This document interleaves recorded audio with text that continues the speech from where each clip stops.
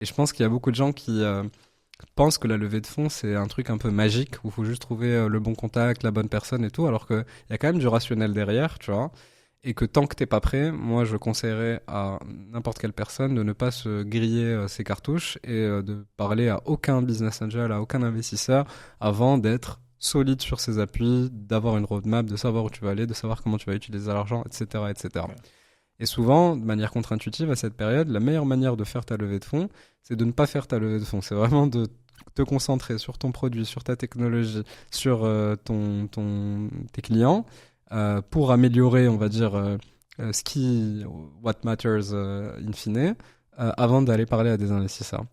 Donc ça, c'est le premier point qui pour moi est clé. C'est quoi les conseils que tu donnerais à quelqu'un qui veut lever des fonds? C'est une très bonne question. Parce que souvent, les entrepreneurs, qu'est-ce qu'ils font? Ils ne considèrent pas du tout la posture de VC quand ils veulent pitcher une startup. Ils disent, moi, je suis passionné, donc je Ils se vais... mettent pas dans les chaussures de C'est ça. l'investisseur. Ils se mettent pas dans les choses. Et ça, c'est une erreur parce que le business model du VC, il est très basique. J'ai 10 millions de dirhams que je vais investir dans des startups. Je dois clôturer mon fonds avec un retour sur investissement d'au moins 25%, 30%. Tout simplement. Ça veut dire, moi, j'investis dans des startups qui vont me réaliser un rendement sur investissement. C'est tout. C'est aussi basique que ça. Et donc, quand ils te voient en train de pitcher, qu'est-ce qu'ils cherchent? Ils cherchent juste une entreprise qui a une probabilité assez élevée de réaliser ce retour sur investissement. C'est être parmi les un ou deux Ouais. boîtes qui vont cartonner. Et donc, ça veut aussi dire que euh, le fonds d'investissement, il ne va pas chercher à ce que la boîte fasse x1, x2, x3. Exactement. Il faut Donc, arriver en se disant, je dois démontrer que ma boîte peut faire x100. exactement. Donc, si tu dis à un investisseur que la profondeur de mon marché, c'est 30 millions de dollars, écoute, C'est pas assez. merci, c'est immense. Si tu réussis, tu vas pas être dans mes, C'est dans ça, mes tu deux vas qui, être qui dans la réussissent. moyenne. Et moi, je ne cherche pas la gaussienne. Moi, je cherche les extrêmes. Je ne cherche pas le milieu de la courbe gaussienne. Ouais. Moi, je cherche ceux qui vont cartonner, qui vont me réaliser les 100x, les 20x, les 30x, les 1000x parfois. Tu vois. Et donc, c'est important, quand on rencontre un VC, de refléter cet état d'esprit, de lui dire, c'est moi le gars, ton gars qui va te permettre d'avoir un retour sur investissement. Il n'y a pas de sentiment là-dedans. Il faut être pragmatique et il faut démontrer que c'est la boîte qui va lui réaliser ce retour sur investissement. On connaît un petit peu mieux et sur lequel notre approche peut être valuable. Donc, on rencontre énormément d'entrepreneurs. Moi, je pense que premier conseil très important, il faut éviter de se lancer tout seul. Une start-up, c'est beaucoup de difficultés, c'est beaucoup de mauvaises surprises en cours de route. Et même quand c'est des bonnes surprises, c'est extrêmement consommateur de temps et d'énergie. Et il faut pouvoir se dupliquer. Il faut être en mesure d'avoir un autre cofondeur, deux autres cofondeurs qui sont là, qui sont tout aussi intéressés dans le tour de table et qui créent un tour de table équilibré entre les profils commerciaux, les profils tech, voilà, et le profil opérationnel, idéalement, quand on est capable sur et ça, c'est la première des choses parce que le parcours est très, très, très dur. Il faut être au four et au moulin et c'est très compliqué de le faire tout seul. Donc, dans tous les cas, que ça se passe bien ou que ça se passe mal, mais sinon, j'ai beaucoup de mal avec cette logique-là parce que je sais que ça va être très dur et que, humainement parlant, psychologiquement parlant, pour la santé mentale, même de ces fondateurs-là, il faut absolument être accompagné et soutenu. Okay. Donc, Premier là-dessus, point, voilà, il vaut mieux avoir une équipe. Exactement. Deuxième point, je vois beaucoup de gens qui adressent des marchés qui sont tout petits, pas assez profonds. Donc, vous voulez faire de la tech, vous voulez faire de la start-up, ayez de l'ambition. Vraiment. Et là-dessus, très très souvent, on est là, mais c'est quoi le endgame? C'est quoi l'ambition? Supposons que tu prennes 100% de ce marché-là. C'est quoi la boîte? Ouais. Il n'y a rien. Voilà. Donc, on n'est pas sur des gros marchés. Donc, il faut être ambitieux, il faut adresser des vrais challenges et un vrai besoin. Okay. Et ça, malheureusement, on ne le voit pas super souvent parce que on voit beaucoup de gens qui sont tech, qui viennent, qui sont amoureux de leur technologie, qui est géniale, hein, Mais je dis, mais Ça va où? ça règle quel problème? Parce que le gars qui va te l'acheter en face, il va pas te l'acheter parce qu'elle est géniale, ta tech. Il va te l'acheter parce que ça lui règle un problème et que ça lui fait économiser, ça lui enlève un risque opérationnel majeur. Si tu ne fais ça, si tu n'es pas en mesure de devenir incontournable, tu ne pourras pas vendre. Et ça, c'est critique. On n'avait vraiment pas besoin d'un point de vue financier. On était super à l'aise, plein de cash. Ça allait bien, on avait le financier qui allait bien. Par contre, quand on arrivait toujours à l'international, on avait du mal à pouvoir avoir la crédibilité ou la confiance d'un certain nombre de donneurs d'ordre ou de clients. Parce qu'en face de nous, on avait des gens qui étaient backés par des grands fonds d'investissement américains ou européens. Et donc, il y avait ce sujet de crédibilité. Et c'était un sujet d'image ou c'était parce que ça leur permettait d'avoir certaines choses que vous aviez... C'était un sujet d'image. Okay. Et certainement autre chose quand on a affaire aujourd'hui à des concurrents qui sont backés par des BlackRock ou par des... Ouais. C'est toujours plus facile parce qu'il y a toujours quelqu'un qui connaît quelqu'un. Ouais. Et donc, là, on a eu vraiment beaucoup de chance d'avoir des investisseurs parce qu'au-delà du cash qu'ils ont ramené, qui nous a permis d'ouvrir le premier bureau à l'international, c'est beaucoup plus la nouvelle gouvernance. Et donc, on est passé de l'entreprise start-up presque faite par des copains à une entreprise très structurée, avec un reporting hyper précis, avec une rigueur au niveau de l'engagement. On a commencé à regarder le risque avec un œil beaucoup plus fin. Et donc, ça nous a permis vraiment de bien nous structurer. Avec des boards, avec etc. Un board, avec vraiment des boards qui n'étaient plus... en fait, on arrivait avec des objectifs. Je me rappelle très bien, après quelques mois, on s'est dit, tiens, je n'oublierai jamais. Donc, alors qu'en fait, avant, on allait super bien, tout se passait très bien. Ouais, mais là, il y avait plus de codes, plus de règles. Code, et c'est très bien parce que ça nous a permis de nous scaler et surtout, très rapidement de rentrer en bourse. Et donc, la sortie des investisseurs. Et donc, il y a eu 2 fonds. Et le premier, on était très fiers d'avoir pu attirer l'investissement de la Caisse de dépôt et de consignation du Québec. Et donc là, en 2003, donc vous faites une levée... Je crois que c'était en 2002 pour sortir en 2006. Une levée de fonds sur une boîte tech avec un fonds canadien. Voilà. Tout l'écosystème du venture capital est en train de changer. Je trouve ça encore plus intéressant peut-être que les gens tout seuls, tu vois, parce que... Oui, enfin, les gens tout seuls, c'est pour pousser au paroxysme ce qui est en train de se passer. Mais des startups de moins de 50 employés qui sont valorisées à plus d'1 milliard, il y en a une bonne dizaine. Ouais. Et du coup, tu disais... Il y a 2 ans, il n'y en avait aucune. Et ça change le monde du venture Ça capital. change complètement le monde du venture capital. D'ailleurs, le monde du venture capital a changé. En tout cas, aux États-Unis, ils ont l'habitude de montrer la direction.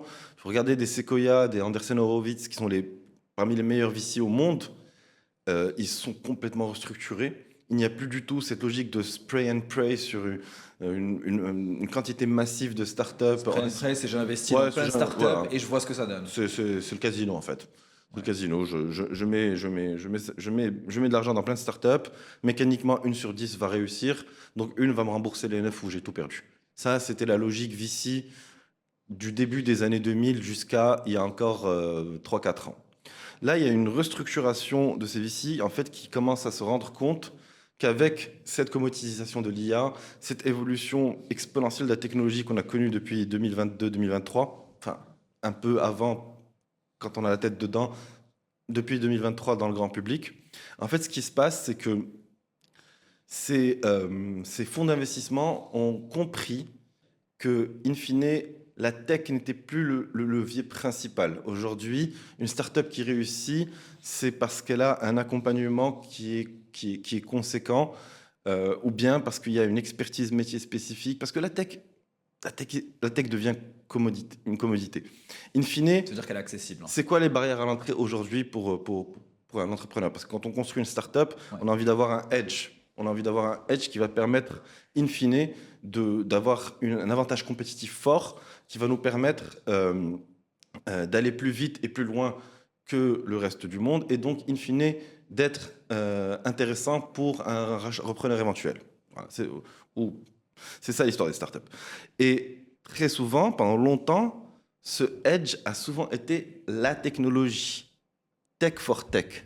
Aujourd'hui, c'est plus tech for tech, c'est tech for business. Réussir d'une certaine manière à retourner le rapport de force assez rapidement, ce qui pour moi est la manière la plus saine de faire une levée de fonds, parce que t'as aucun intérêt à ce que un investisseur, lui, plus il attend, plus il des risques, mieux c'est pour lui. Donc quand il est tout seul vis-à-vis de toi. Et donc il faut que tu arrives à changer ce rapport de force pour créer une sorte de compétition et que ça soit pas Simo qui est à genoux en train de demander de l'argent à des investisseurs, mais non, une personne qui ouvre son capital, qui sait qu'il a une classe d'actifs qui peut être extrêmement demandée par plein de gens dans le monde et qui va être picky, qui va bien choisir ces gens-là. Et donc, tu me diras comment tu fais ça et comment tu arrives à changer ce rapport de force. Moi, Sarah, je sais pas. Je pense qu'il n'y a pas de truc très processé pour arriver à le faire. Mais ça se joue beaucoup là, non pas dans la rationalité du fundraising, mais dans la partie un peu art. Comment tu rentres en contact avec les personnes, comment tu arrives à parler au plus de monde en même temps, pour qu'ils savent qu'ils sont dans un process un peu de compétition et qu'ils sont pas tout seuls à te parler et que t'as aucune chance de lever, etc. Et créer vraiment cette hype autour de ton projet dans ce petit monde qu'est le capital risque, parce que ils se parlent tous Spinach Home, partout dans le monde, ils scoutent très bien tous les profils qu'il y a, tous les bons projets, etc. Et donc arriver vraiment à faire de ta boîte la boîte qui mérite d'être vue avec les bons yeux pour te sentir vraiment even dans le rapport de force. On s'est posé, on s'est dit wesh bootstrap, wesh ad. On a décidé, encore une fois, moi je te raconte mon expérience personnelle. Pour notre contexte, pour notre produit, à l'époque, on a décidé de ne pas lever parce qu'il y avait énormément de flou sur le modèle gémographique à l'époque. Sur déjà le modèle, est-ce que ça va être scalable ou pas? Est-ce qu'il y avait des questions sur la talent retention? Il y avait des questions sur combien de talents on a en Afrique. La start-up américaine, elle va vouloir faire passer après 6-7 entretiens, leur trip, la barre Finke. Il y avait beaucoup de flou. Et on avait peur de prendre cet argent. Et quand tu prends d'un fonds, derrière, il y a des expectations, des objectifs. Et on avait peur de perdre que la flexibilité de chercher. Tu vois ce que je veux dire? De vraiment chercher. Il y a la peur. Tu voulais pas dire je vais faire exactement ça avec de la direction. Et dans notre région, c'était ça un peu le problème. C'était des fonds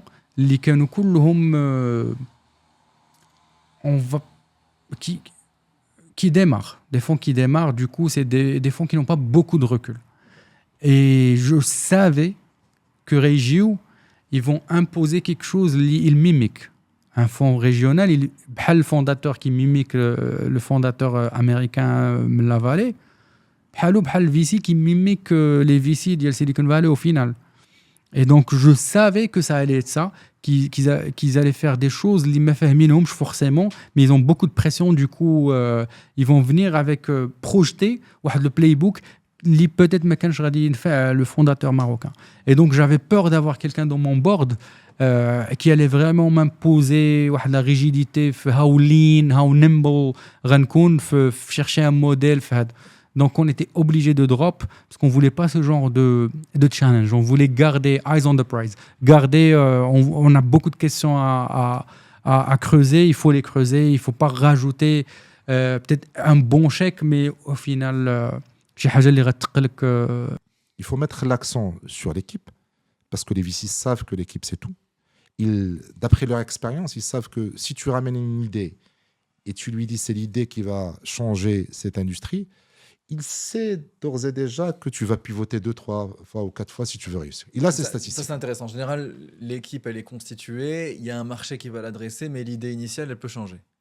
Parce qu'ils se confrontent au marché, ils font autre chose, puis autre chose, puis autre chose. 90% des early stage, des startups early stage, ils changent leur parcours carrément d'une manière parfois 180, 2-3 fois dans leur parcours. Ouais. Parce que pourquoi ? Parce que c'est très simple. Parce que ce qui définit ton produit, c'est toi, c'est pas ta vision à toi, c'est pas ce que tu aimes toi. C'est le marché. C'est le marché, c'est tes clients. Et le plus tu rencontres de clients avec ton MVP et tu reçois de feedback, et si tu es bien sûr un bon entrepreneur, il faut pas être très attaché à ton produit. Il faut le modifier pour qu'il réponde aux besoins de ses clients. Donc, ce qui fait que le pivot, c'est un process naturel. Ouais. Donc, lui, il sait que l'idée, ce qu'il analyse, c'est pas ton idée. C'est ton rationnel pour spotter le point d'inflexion. C'est ton rationnel, ne peut pas se conformer à un truc et dire, voilà, moi, en matière de timing, c'est le bon timing. J'ai identifié une innovation qui peut changer une industrie et qui peut chambouler et qui peut carrément faire des ravages sur un truc très classique aujourd'hui. Et voilà le problème que je veux résoudre. Et voilà le problème que je vais résoudre. Notre tech doit être solide. D'accord. On n'arrive pas avec l'idée du siècle, je vais faire mon nouveau Facebook. C'est pitié. Il faut qu'il y ait quelque chose. Il faut qu'il y ait un début. Il faut qu'on maîtrise son sujet. Ouais. Voilà. Il ne faut pas qu'on voit la tech comme étant extrêmement secondaire et que moi, je vais réussir à vendre tout ça derrière parce que je suis trop génial et que je sais vendre. Ça ne marche pas comme ça. Il faut un début d'actif technologique. Je n'ai pas continué sur tout ce qu'on apporte comme playground, mais un playbook sur le sujet d'accompagnement des entrepreneurs, mais sur la partie propriété intellectuelle, tech et actif technologique, on apporte énormément sur ce sujet-là pour les roadmaps technologiques, pour accompagner, pour faire du screening de ce qu'il y a aussi comme technologie concurrente, parce qu'on peut venir avec une super technologie et on se rend compte que en fait la technologie existe déjà en Inde depuis 10 ans et que voilà, si un jour l'Indien décide de venir au Maroc, c'est fini. Ouais. Et puis surtout, ça ne t'ouvre pas les autres marchés à l'international, donc c'est un peu compliqué. Si vous avez aimé cette vidéo, sachez que tous ces extraits sont issus de nos épisodes de podcast. Les épisodes sont disponibles sur notre chaîne YouTube et sur toutes les plateformes de podcast. Et pour ceux qui ne l'ont pas encore fait, abonnez-vous à la chaîne. On a envie d'atteindre les 100 000 abonnés cette année, donc on a besoin de vous pour y arriver. Partagez le podcast autour de vous, ça nous aidera à continuer à vous amener des invités exceptionnels.